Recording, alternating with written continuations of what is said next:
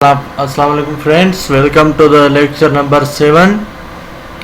In this video tutorial I am discussing about advantages of high voltage transmission. अब हम इस video में सीखेंगे about advantages of high voltage transmission के बारे में. तो अब स्टार्ट करते हैं. स्टार्ट करने से पहले मेरे चैनल को सब्सक्राइब कर दिएगा और लाइक भी कर दीजिएगा. तो आओ तो हम स्टार्ट करते हैं. The advantages of high voltage transmission कहता है कि the transmission of electrical power is carried at high voltages due to the following advantages. यानी इलेक्ट्रिक पावर की जो ट्रांसमिशन है जो कि हाई वोल्टेज पर होती है वो इस 4-5 कंडीशन दे रहा है कि उसके ज़रिए हम ट्रांसमिट करते हैं इलेक्ट्रिक पावर को. पहली पॉइंट में फर्स्ट वन सेज जब ट्रांसमिशन कैरीड आउट होती है एट हाई वोल्टेजेस पर जो वॉल्यूम का कंडक्टर होता है जो कंडक्टर मटेरियल का जो वॉल्यूम होता है वो रिड्यूस्ड होना चाहिए. यानी जब कंडक्टर का वॉल्यूम जो है वो रिड्यूस होगा तब हाई वोल्टेज ट्रांसमिशन होगी. सेकेंड पॉइंट में जब ट्रांसमिशन के carried out at high voltage overall cost of the conductor is reduced thus making it economical to transmit large amount of power over large distance. यानी इसमें conductor की जो cast होनी चाहिए वो भी रिड्यूस्ड होनी चाहिए क्योंकि इकोनॉमिक बनना है to transmit large amount of power over longer distance. The third point says जब transmission is carried out at a high voltage the voltage drop जो है transmission का वो भी reduce होना चाहिए. फोर्थ पॉइंट में जब transmission is carried out at high voltage अब जो ट्रांसमिशन में लॉसेस होंगे सिस्टम के वो भी रिड्यूस होना चाहिए. जब ट्रांसमिशन कैरीड आउट होगी eight high voltage efficiency of transmission system is enhanced.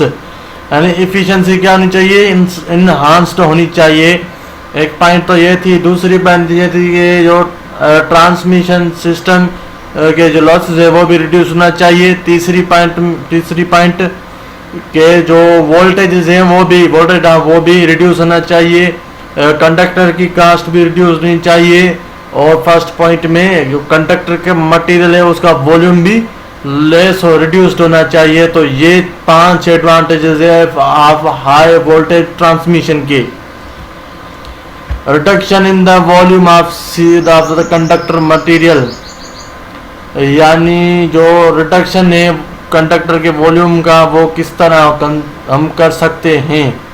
ये पहली पॉइंट है.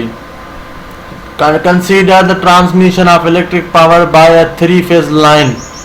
अब हमने यहाँ पर कंसीडर करना है कि electric power has a 3-phase line होती है. Let P is equal power transmitted in watts, V is equal line voltage in volts, cos phi power factor of the load, L is the length of line, metres of the resistance per conductor in ohm, resistivity rho is the resistivity of the conductor, A is the area of cross section of a conductor.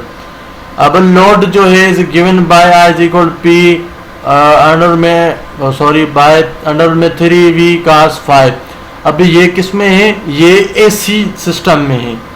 अब resistance of the conductor is given by R is equal rho L upon में A. यानी resistance यहाँ पर हमने A से मालूम करना है और करंट जो है लोड करंट वो हमने A से, ये फार्मूला है इन दोनों की. वॉल्यूम का फार्मूला है V is equal to 3 into P square rho L square upon में WV स्क्वायर कहाँ से स्क्वायर 5. फॉलोइंग पॉइंट्स में जो ये पॉइंट्स है फार्मूला वो नोटेट करने वाली है कि for given values of P, L, rho and W the volume of the conductor material required inversely proportional to the square of transmission voltage in power factor. यानी जो वॉल्यूम है वो हमारे पास जब हमने P को, L को, रो को, W को कांस्टेंट रखना है तब जो वॉल्यूम ऑफ द कंडक्टर जो है वो इनवर्सली प्रोपोर्शनल है square of transmission voltages and power factor. अब volume in V square cos square phi के इनवर्सली प्रोपोर्शनल है। इन अदर वर्ड हम जो ग्रेटर द वोल्टेज, जब वोल्टेज ग्रेटर होगे the lesser is the conductor material required. जब voltage जो transmission voltage greater होंगे तो जो कंडक्टर का मटेरियल होगा वो हमें कम चाहिए होगा। नोट ए के दो mathematically it is proved the volume of the conductor material decrease the increase of voltage.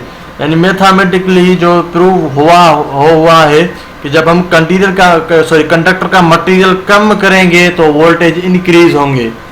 और अब यहाँ पर एक क्वेश्चन अराइज होता है, what is the reason for this. अब रीजन इसमें क्या है कि आंसर है when the voltage is increased. जब वोल्टेज इंक्रीज होगा in transmission system by step of transformer में, जो करंट है वो ट्रांसमिशन सिस्टम का वो रिड्यूस्ड सिग्निफिकेंटली। अब करंट जो होगा वो रिड्यूस्ड होगा। क्यों? क्योंकि जब हम ट्रांसफार्मर्स पढ़ेंगे तो मैं आपको फुल समझाऊंगा। For the similar current similar size of the conductor is required to carry the that current. यानी जो करंट कम होगा तो हमें कंडक्टर भी की साइज भी सिमिलर चाहिए तो उस करंट को कैरी करने के लिए। नंबर दूसरी बात पॉइंट है reduction in the conductor at high voltage transmission.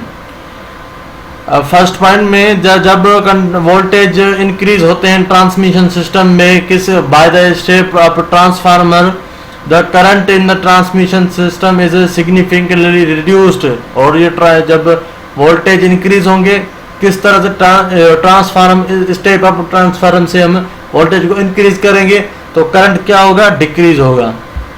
अब दूसरी बात the size of conductor required to carry the small amount of current is also reduce. यानी इस स्मॉल करंट को कैरी करने के लिए हमें कंडक्टर की साइज को भी रिड्यूस करना होगा।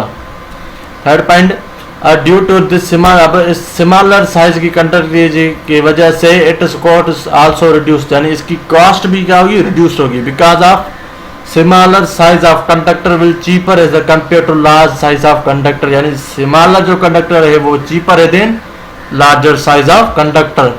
Last point making it economical. यानी इसको इकोनॉमिकल बनाना है to transmit large amount of power over long distance. क्योंकि ट्रांसमिट करना है large amount of power long distance पर। Number 3 point reduction in voltage drop at high voltage transmission. अब reduction की वोल्टेज ड्रॉप की रिडक्शन है at high voltage transmission. The first point जो voltage drop हो रहा है in transmission line is given by. अब जो वोल्टेज ड्रॉप होते हैं ट्रांसमिशन लाइन में वो हमें यहाँ से ओम्स लॉ से मिलता है V is equal to I R. Number second point अब इसमें इट कैन बी नोटिस्ड। अब ये नोटिस्ड करने वाली बात है फ्रॉम द अबो एक्सप्रेशन। जो above V is equal to I R है वो उस एक्सप्रेशन में द वोल्टेज ड्रॉप जो कि है ट्रांसमिशन सिस्टम में और directly proportional to the amount of current.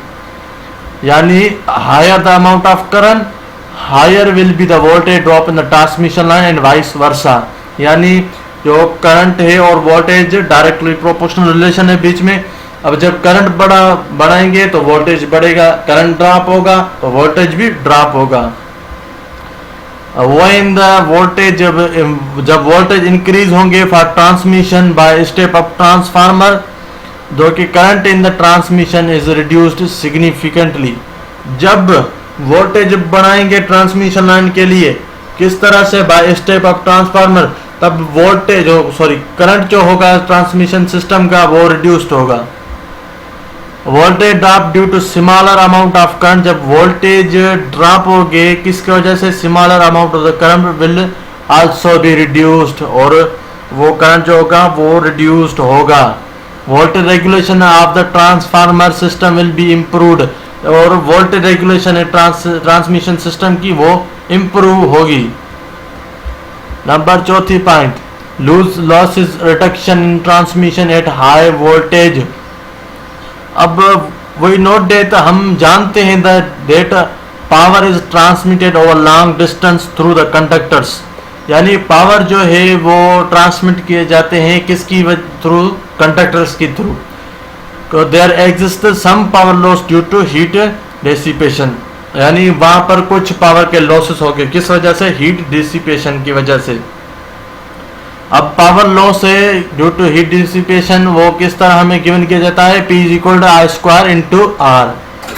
ये हमें P पावर लॉस के डिसिपेशन जो है वो मिलते हैं।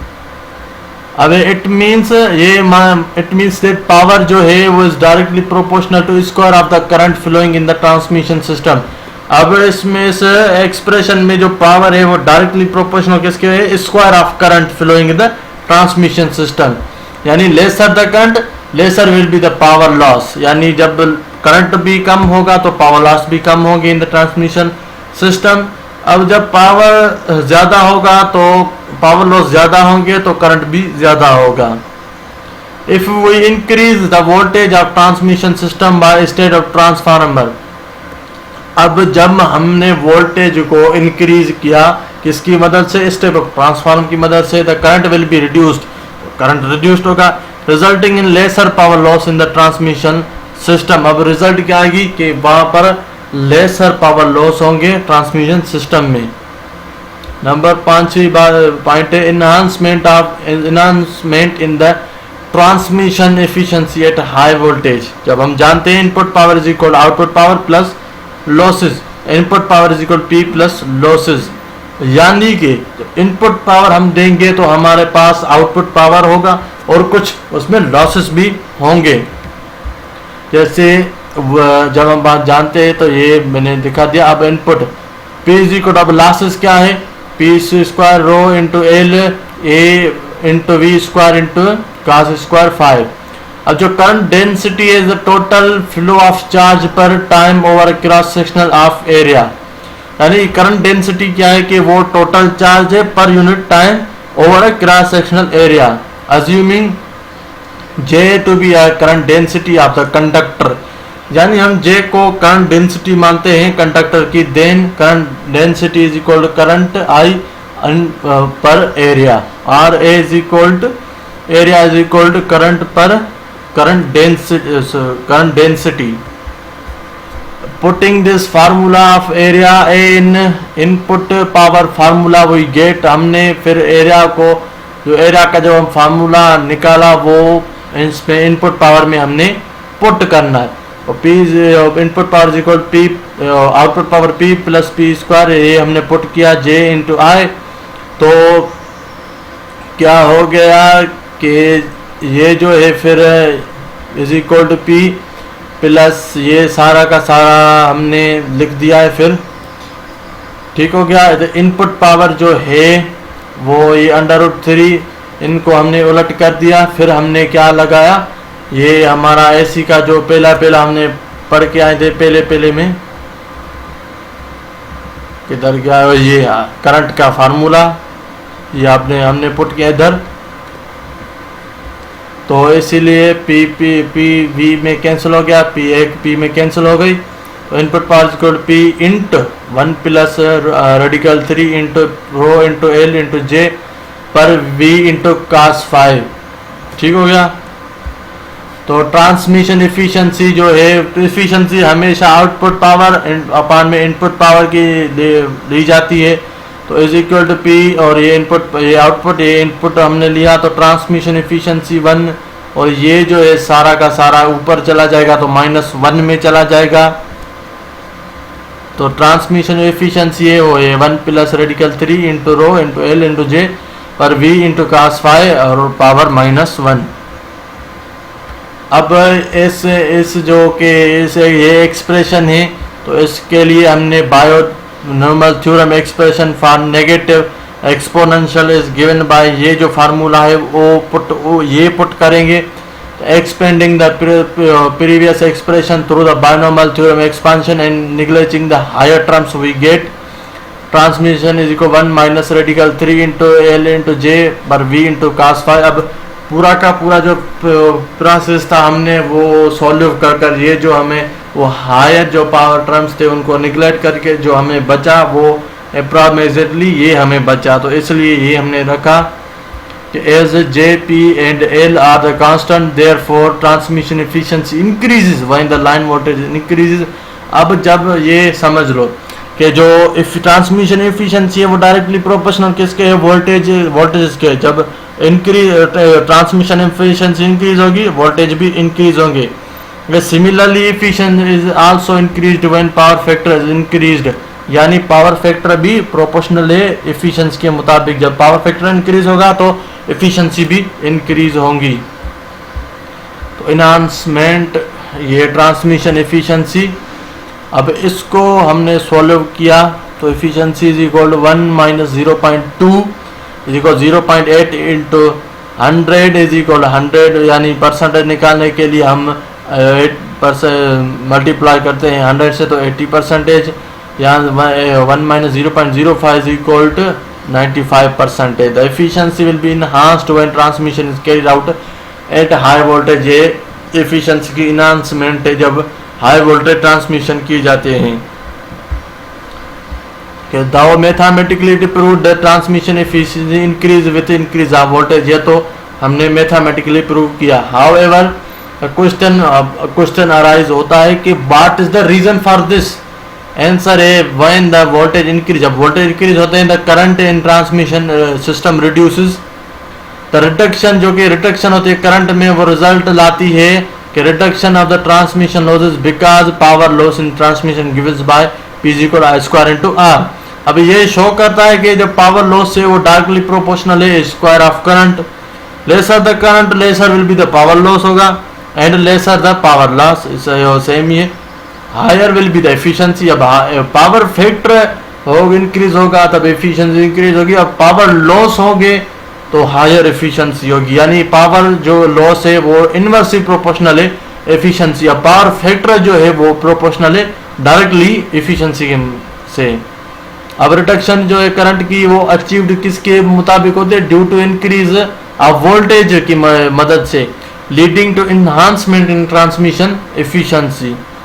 तो आज का ये लेक्चर था इतना।